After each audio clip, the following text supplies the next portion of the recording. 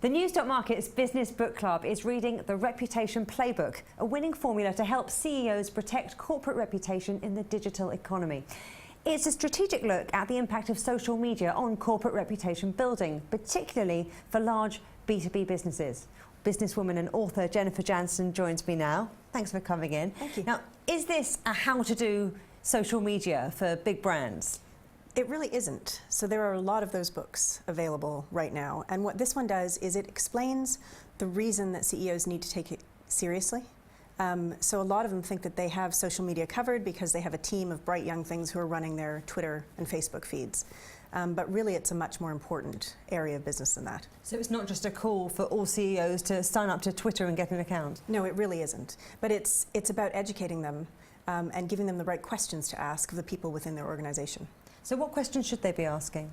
Well, they really need to look first at the starting point for their reputation, which comes down to company behavior.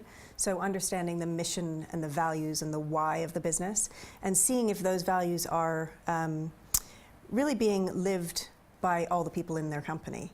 And then they need to start asking questions not only of the people on the marketing team, but also on the legal team, on the product development team, and the questions. Well, there's a very long list.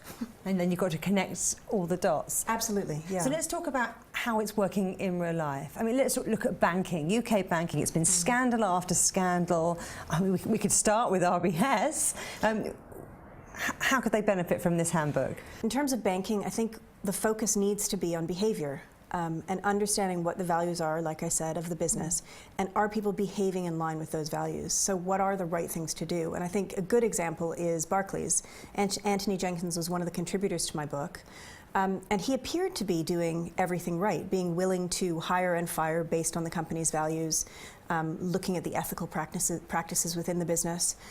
But he's been dismissed. And it's been reported that he's been dismissed because they weren't performing as well as they should have been. So the question that raises for me is, although people say that they want businesses to behave better, it's all about the money. Yeah, when shareholders are unhappy, it doesn't really stack up. Let's talk about another company, Merlin Entertainments, owners of Alton Towers. They had that terrible accident on one of their rides. How have they handled it? I don't think there's any perfect way to handle a disaster like that, but I do think that the spokesperson came across well immediately afterwards. He was honest, very sorry, very apologetic, and actually the reporter at Sky News, who was giving him a very difficult time, what you found was people were coming to his defense afterwards because they felt like the reporter was being very unfair on him. So I think that's an interesting one that's unfolding as we speak. Another one, if we look at O2 last year when they had their 2 or 3 day outage, they responded very, very quickly on social media. So they were responding sort of every 15 minutes in a very human way. And that story was reported in the newspaper as a social media masterclass, where it could so easily have been reported as something terrible. So many companies get it wrong, don't they, like British Gas? British Gas had a very public misstep when they announced price increases earlier this year. And that coincided with a Twitter Q&A with the hashtag AskBG, and they didn't respond quickly. In fact, they came out as feeling or sounding very defensive, and I think that's a company that just needed a bit of advice because the intention was there, but it wasn't well executed.